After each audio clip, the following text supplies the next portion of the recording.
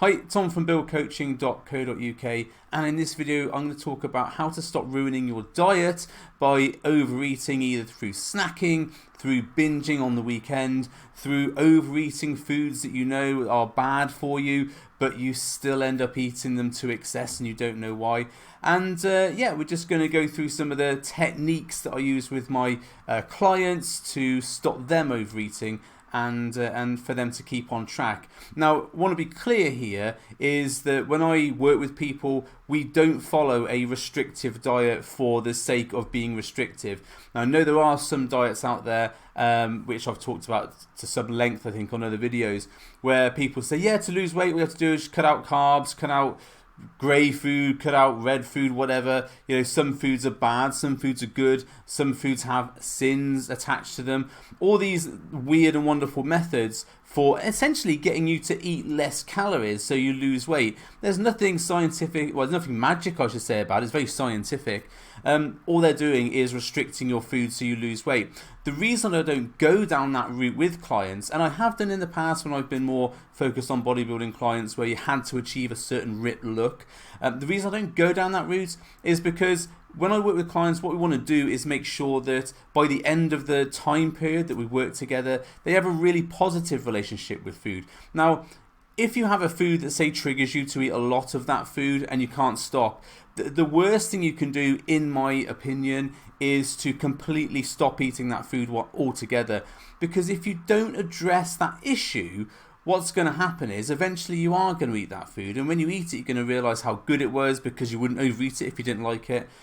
And then you're going to overeat on it. So you're never going to solve that issue. You're never going to solve that binging problem that you have on certain foods. So when I work with clients, what we try and do is say, yeah, okay, we know there are certain foods that trigger you. There are certain foods that will cause you to overeat if left unchecked, and if someone doesn't, do something about your eating. For me, it's Pringles. If I sit down with a jar of Pringles or a box or whatever you call it, tube maybe, of Pringles, I will eat through that whole jar and I have no problem doing that whatsoever. If I've got a pack of Cadbury's Caramel, which is another thing I like, one of them big packs, I'll buy that and then I'll sit and eat the whole pack and feel pretty sick by the end of it, but still eat the whole lot if I just sit there and have the packet in front of me. So what I do when I work with clients is we look at ways to regulate that, and we look at ways to say, okay, well, that food is something that's going to cause you an issue, so how can we artificially regulate how much you're eating of it? And I'm going to go through that in a little while. So they'll have a tool that I use with clients to help this. It's in my book, Target Lean. If you want to, if you haven't got my book, go and buy it. It's a really good book. But if you haven't got it, yeah, go and get it. It's in the book there, and it's called the Lean Matrix. So if you want to reference that, it's in there. I'm going to show it on this video because I think it is a really important tool, and it's quite an easy one to use. You can just do it on a pen and paper, but it's a really good exercise that helps you to identify the foods that you should be eating normally, every day, most of the time, some of the foods that you could eat and get away with it and not binge, and then some of those foods that you do binge. And that's what's called the Lean Matrix. That's the tool I use.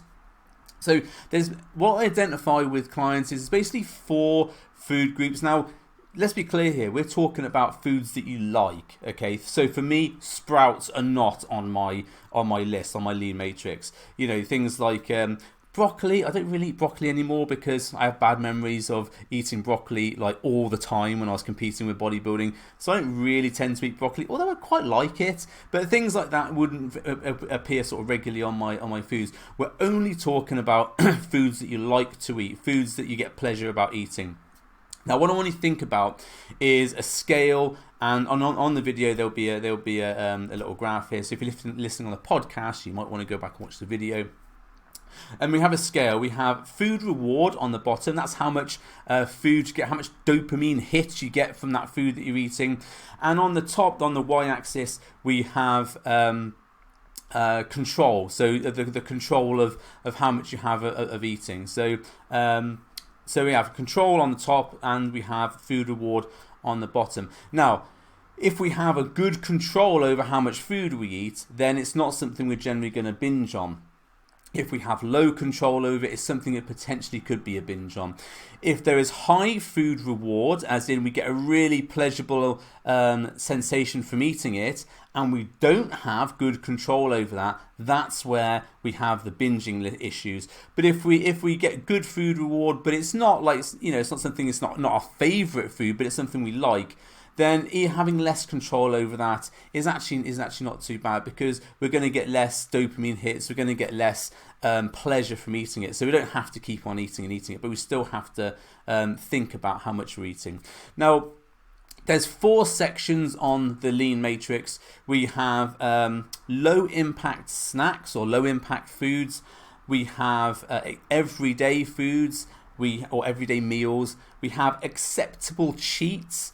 And we also have no man's land. Now, when I say the word cheat, I don't like the word cheat food, because it implies food is good or bad, or you're sinful or whatever by eating those foods. But it's a term that everybody understands. Now, the way I classify a cheat is something that you don't have all the time, is generally high calorific, potentially not as nutritionally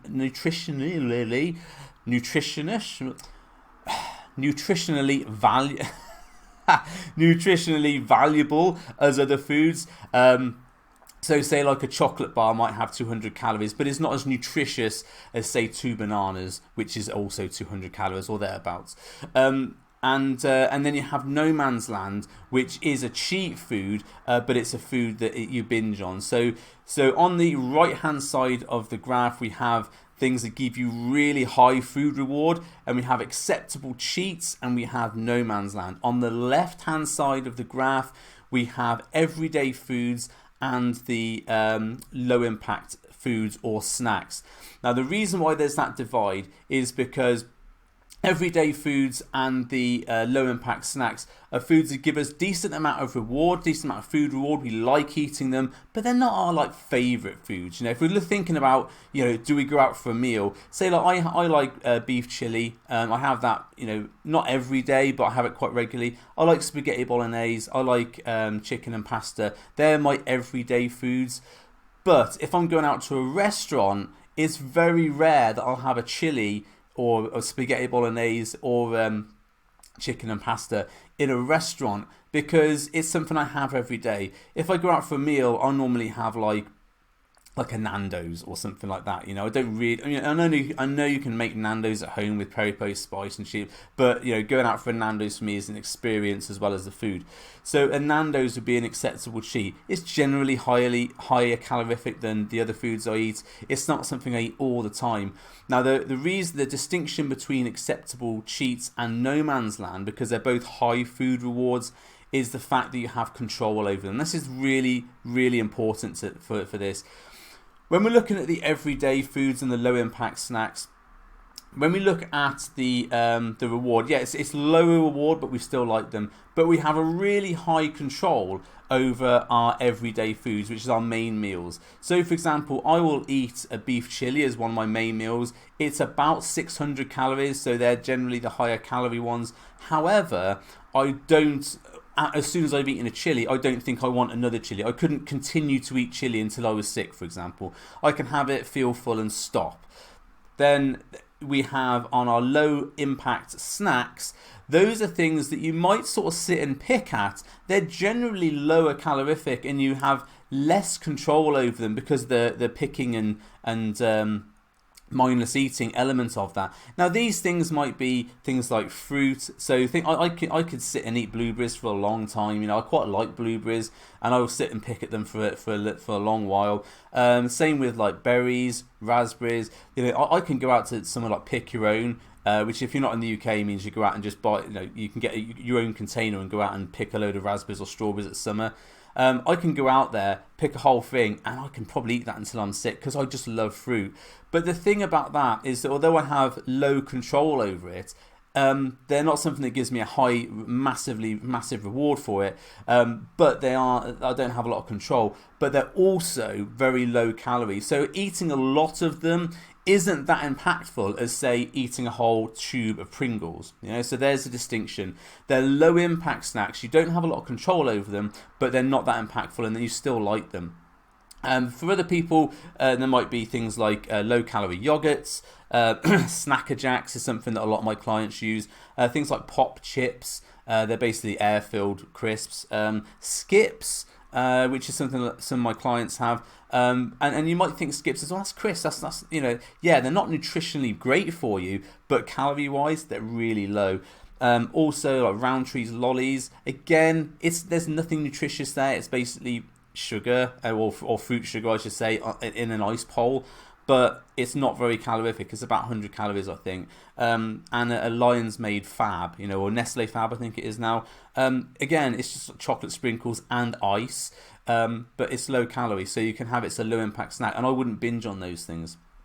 So what we want to make sure is that our daily intake is 80% made up of your everyday foods, everyday meals, and your low impact snacks. So that's the thing generally we want to carry around with us at all times.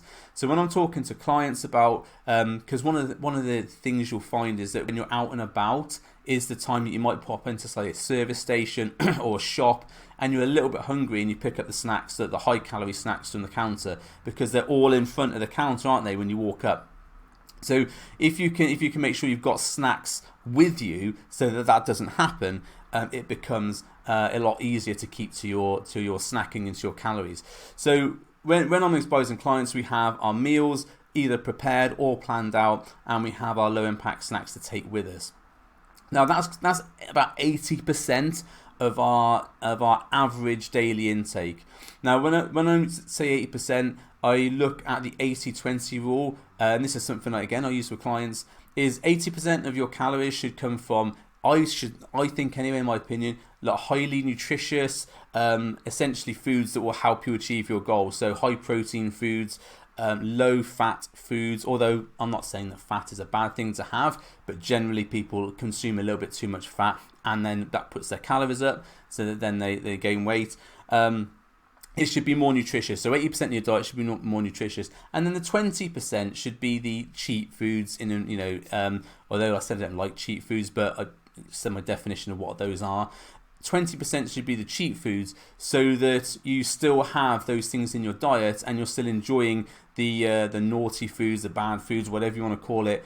And so you're still able to enjoy them socially, and you're still able to have a little bit of a time off from your normal nutritious foods that you have. So it's an 80-20 rule, but we're talking about that on average over the week. In terms of calories, generally people push most of their say high calorie cheat foods towards the weekend. So we're not looking to say like Monday, Tuesday up to Friday, we're not looking to have like ice cream every night on those nights, but we might have more ice cream on the weekend. But as long as that's 20% of the week's worth of cheat foods, then that's okay. And this is why you should track calories and stuff like that on average. Track it daily, but then look at the average over the week, rather than getting stressed that you've eaten some ice cream on a Wednesday, for example. So when we've got our 80% meals out and we know what we're eating there, and then we look at the 20% of the diet, which is the acceptable cheats and the no man's land. Now, acceptable cheats, like I said before, are things like you can have the higher calorific, but you don't binge out on them. So say for me, if I eat a Nando's, I don't want another Nando's straight afterwards. If I eat a tube of Pringles, I could probably have a good go at another tube of Pringles afterwards if it was there in front of me, until I was actually physically full and I was being sick or that sort of thing. Same with like Cadbury's caramel. I could very easily eat a lot of that, and until I feel sick, that's when I stop. So it's not my brain telling me to stop, it's my stomach telling me to stop. Yeah? Now, when we're looking at acceptable cheats, generally they're higher calorific. So although a normal main meal for me might be 500-600 calories, then an acceptable cheat might be like 800 to 1,000. So this might be a takeaway, something like that. Now again, I don't have those meals every single day, but I have them as 20% of my overall weekly makeup. But also acceptable cheats for me might be snacks that are slightly higher calorific, but and not things that I binge on. So for example, I can have a pack of Walker's salt and vinegar crisps, and I wouldn't want another pack of Walker's salt and vinegar crisps. There's salt and vinegar crisps, the same as Pringles are. There's just something about Pringles that sets me off, and I can overeat that really easily. But for one pack of crisps, I won't. So that might be because salt and vinegar crisps are generally slightly higher calorie than, say, Snacker Jacks. That would fall into an acceptable cheats thing for me rather than a regular snack that I would have. Then we come down to the no man's land. Now, no man's land is not somewhere you never go. It's not something that you want to avoid completely. So, and this is where my diet and my coaching differs from people who say, no, anything in there you don't eat because that's what triggers you off. This is where the real work happens, because this is stuff that you don't have a high control over and is also highly calorific. And this is the thing that for most people upsets their diet more than anything else. It's those foods which they overeat on and they can't stop themselves doing. So we're going to focus on that for the rest of the video. Now, and by the way, if you're not sure how many calories you need to work out your daily calorie intake, just go to my website, buildcoaching.co.uk/calculator, or on any of my social media, especially Instagram. There's a direct link in there. You go to my profile, click on it, and there's a calorie calculator link there. So if you're not sure how many calories, go there. It will tell you how to do that. Now, when we're looking at no man's land, again, it's not somewhere where we don't want to go. It's somewhere where we have to tread very carefully. So like no man's land in, say, like war zones where it's all mined, so you have to be really careful. It's the same sort of thing. We have to be very careful what we go, but sometimes we do go there. Now, one trick which we're going to which I find really useful for me and also my clients find useful is something called break cues. Now, break cues is a very simple technique that you can do. It's not my technique, it's something I got from Brian Wozniak's book called Mindless Eating. And it's very simple. All you need to do is, if you're going to have things like Haribo's, Pringles, Cadbury's Caramel, that sort of thing, you make sure that you remove a certain amount from a packet. So the mistake people make here is when they sit down in front of the TV, they sit down with a tube of Pringles, a massive grab bag full of Doritos, a whole slab of chocolate, and they just sit there eating mindlessly until they're either full or they run out. Now, what we want to do is make sure we have a conscious decision about how much we've eaten. So when I have Pringles, I'll put some Pringles into a bowl. The tube goes back into the cupboard in the kitchen, and also I make it slightly harder for me to get it. So it has to be a shelf that's slightly higher, or it's behind something else. It's not something I can just literally reach over and grab if I want any more. I have to make a conscious effort to go there. And then with that bowl, I sit in front of the TV and I'll eat. Now, when I finish that bowl, which is a smaller serving, it's about 200 calories, what I measure out normally. When I finish that bowl, I've then got to make a conscious decision as to, do I want any more? Do I go and get some more? Now, it's very, very rare, once I finish that little bowl of Pringles or my little bowl of chocolate or whatever, that I'll go out and get more. And the reason for that is that the majority of the time when we're eating food that's in no man's land, it's hedonic eating. It's an eating urge that's been given to us by our Munch Brain. And if you haven't seen my video about the 3 brains, I'll link it somewhere at the end of this. But the 3 brains, you have your Munch Brain, which is your instinctual snacking brain. That's the one that tells you to eat chocolate when you're stressed. Then we have TVOR, which is the inner voice of reason. That's your logical brain, the one that's normally active. And then we have the robot. And the robot is your subconscious, the things that you do without thinking. And both TVOR and the muncher can program the robot. So if you always snack in front of the TV, that'll become a habit which the robot triggers in you. Anyway, away from that. So when we are eating chocolate, we're in Pringles, Ben & Jerry's ice cream, all those sorts of things, the Munch Brain is the one that's in control there. Because if we're logically going to make a decision about what we're going to eat, we're probably not going to eat a really nutritionally undense food or nutritionally sparse food. We would make a decision, if we're health and fitness conscious, to eat more nutritious food, wouldn't we? But we all have this thing that we enjoy crisps, we all enjoy chocolate, we all enjoy ice cream, and that's going to come out. And that's the Munch Brain coming out saying, eat this stuff. Now, once you've had that initial dopamine hit, because the munch is driven by dopamine, both on the drive to make you eat, and then as soon as you eat, you get that dopamine hit. Once you've had the initial few Pringles or chocolates or whatever, that dopamine hit actually gets less and less and less. And after the first couple of minutes of eating, the thing that's driving you to eat is actually just mindless eating, is just repetitive action because it's in front of you and you just keep on eating and eating. So by using break cues and by having this very small amount of treat in front of you, and it has to be enough to satisfy, I mean, like one Pringle is not going to satisfy me, you know, but 10 to 15 is probably going to satisfy me. So it's got to be enough to satisfy that craving. But once you've satisfied that, and then it ends, and you look at it and go, oh, I've run out. Because your Munch Brain has gone to sleep because it's had all its dopamine that it needs to have from all those nice things, you can then make a logical choice, which is your TVOR brain coming in, and you can say, well, do I actually want any more? Am I full? Am I more hungry? And because you haven't got that dopamine hit saying, yeah, let's go and get some more chocolate because it's all been nicely appeased, we can then say, actually, do you know, if I am still hungry, I might go and have an apple, or I might go and have a protein shake, or I might go and have some yogurt or whatever, instead of having a load more chocolate. And that's where that technique, the break cues technique, comes in really helpful when we're looking at this no man's land binge snacking type situation. Say if we're going to a restaurant, it sometimes can be harder with that.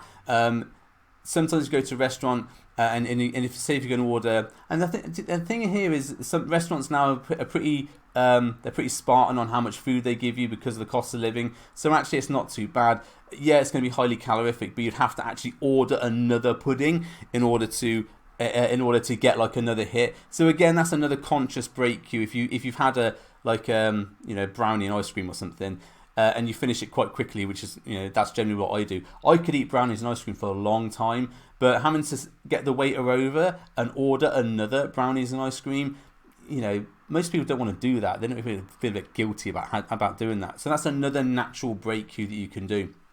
For God's sake, don't buy one of those sharing ice cream things and eat it all yourself. That's not a good idea. I used to do that with The Godfather, Frankie and Benny's, and felt physically sick after, but I had to eat it all.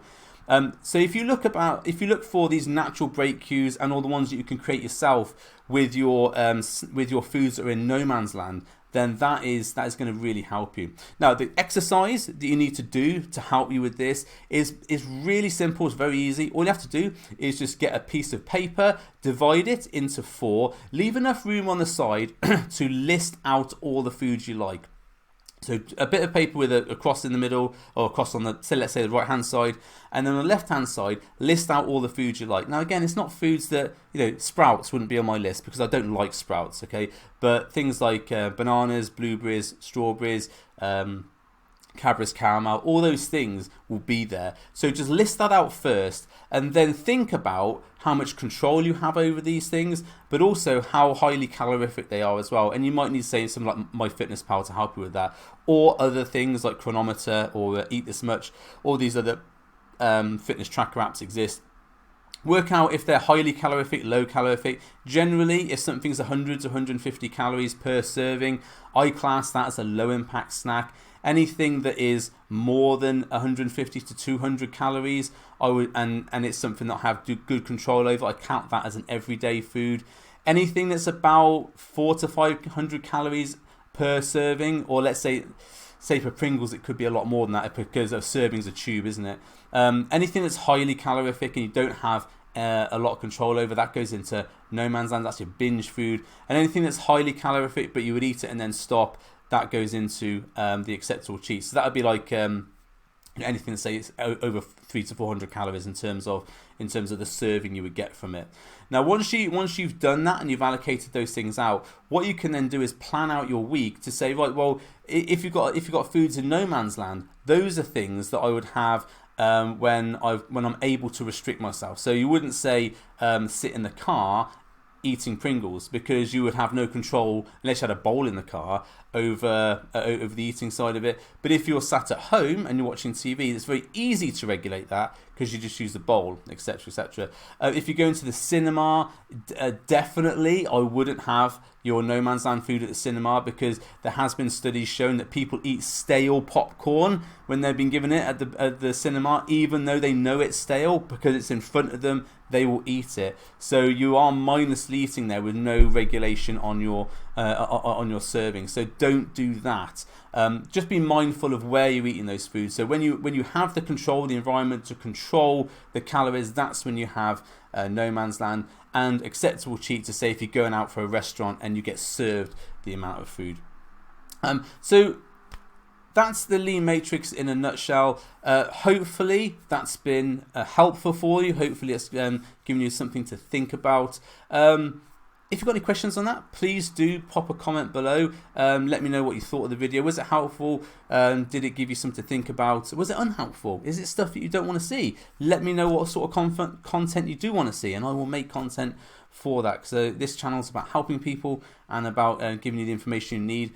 Is there a problem you're facing? Let me know so I can do a video on that. If you like the video, please pop a like in there. If you want to, if you're not currently subscribed and you want to see more of my videos, please do subscribe to the channel. If you want to talk to me about any of the things here or talk to me about coaching, you can go to buildcoaching.co.uk and the links are there, or via my Instagram, which is tomblackman_nutrition, or the Build Coaching, which is more for business coaching, but you can get me on both of those. As ever, thanks for your time, thanks for watching. I hope this was useful for you, and I will see you on the next video. Bye for now.